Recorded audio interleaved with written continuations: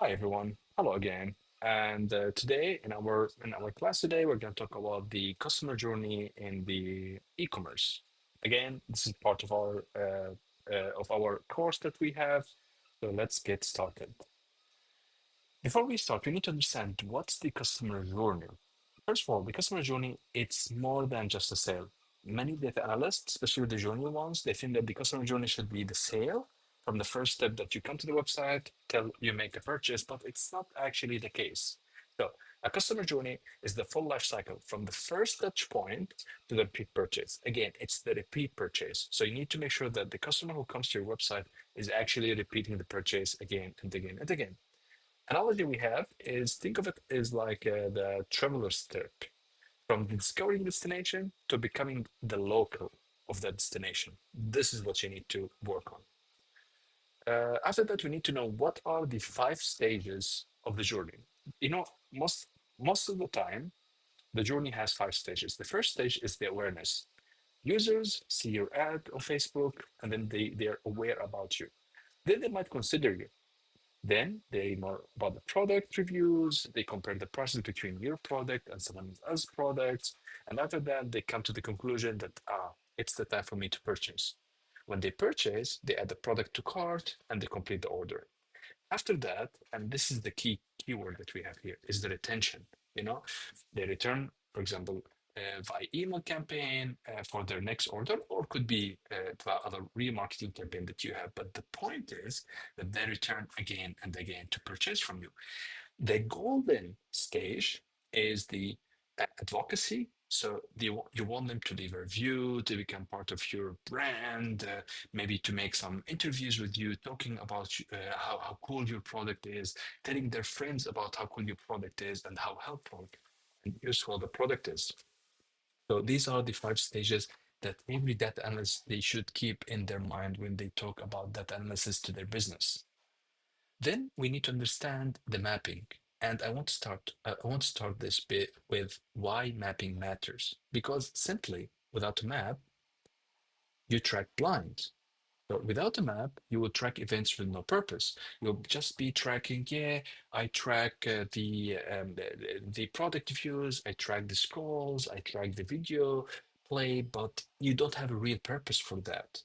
And there's really high chance that you will miss key stages, for example, loyalty, and you won't know what moves users to convert. So you will have lots of noise, lots of events happening, but you don't really know what makes the users convert and purchase your product. So most stores over track awareness and ignore retention. I saw this. They say, okay, I want to know how many times the video have been viewed. I want to see how many times the users view this image or view this product picture, etc., etc. But when you tell them about the retention, they go blind. You know, they don't know how they track this. So this is really important to map everything. Then we go with the WooCommerce example journey. You need to know, like, from the first step that the user scroll to the sale, you need to track every step, and of course after that you have to track the retention and advocacy. But let's start here. The journey starts when the user click on your ad on Instagram, and then they land on the PDB. PDB is the page product page details. So once they view that page, they will have, let's say, view two or three items. After that, they add one to the cart and then they check out that product. After that, they might abandon the purchase for some reason. So for that, you know that, okay, they abandoned the purchase because they already logged in with your website. And this is really important, by the way. You can't know this without having their email addresses. Of course, you can build your own uh, segments on Google Analytics to know, okay, those who exit my website without converting, I want to retarget them. But of course, when they have their email addresses registered as a logged in users, you can send them an email back. And then I say, hey, you know what? Come back. There's a 10% extra discount on the product that you viewed and you didn't purchase. After that, the complete purchase, they receive the promo code.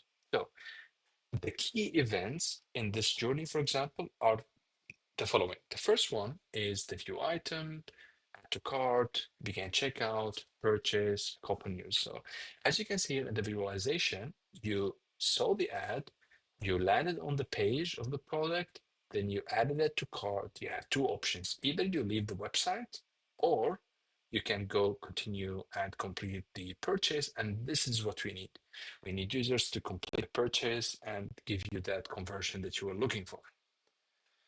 There are some key events that I want to talk about. For example, in the awareness stage, for example, you need to look at the session starts. You want to know what source, what mediums are coming from this. For example, you know that, okay, those users who came to my website, they came from the organic Google search or the meta ads.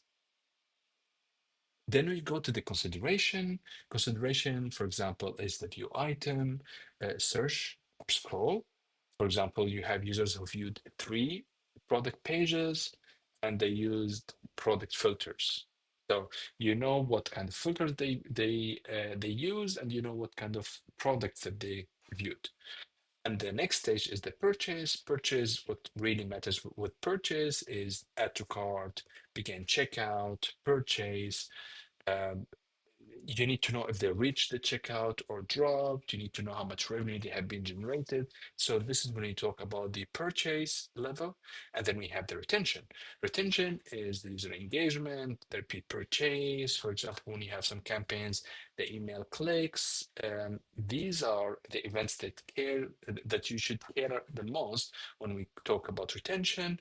And then we talk about the advocacy. Advocacy is when they share their experience with the others, if they submit a review, share a product link, give you 5-star rating. These are the things that we have to care about this stage. Then I want to talk about something really important, which are the common mistakes in mapping customer journeys. Many times I saw with my colleagues or my friends that sometimes they think of the journey ends with the checkout. So they think that, okay, as data analyst, I need to track everything until the checkout. For example, most tracking plans stop at purchase, but loyal customers often generate more revenue than new ones. To fix that, you have to track post-purchase events like refund requests, repeat purchase, or email tracking. The second mistake that they do is tracking events without mapping them. Stage. For example, teams add scroll tracking, click tracking, and timers, but never link them to the user intent. So they track stuff, but they don't know with which stage I'm tracking this. So to fix that, what stage you have to ask yourself all the time, what stage does this event represent? If it's unclear, it might be a noise, so you can drop it. The third one, which is really, really important, and you have to think about this as a customer, okay? Many data analysts, they ignore the emotional support. They ignore the emotions and the support touch points. For example, moments like customer chat, return process, or delivery delays impact retention, but are rarely tracked. So you know that, for example, the delay in return, the delay in refunds, no refunds sometimes, you might not track it, but it has massive impact on your brand. So all the time you have to include the support tickets, live chat events, and NPS surveys in your map. Whenever you do any kind of analysis to any business, you have to think about that. You have to think about the emotional part of the business and how can you track it? How can you have it in tangible way? The fourth mistake is using a generic funnel for every business.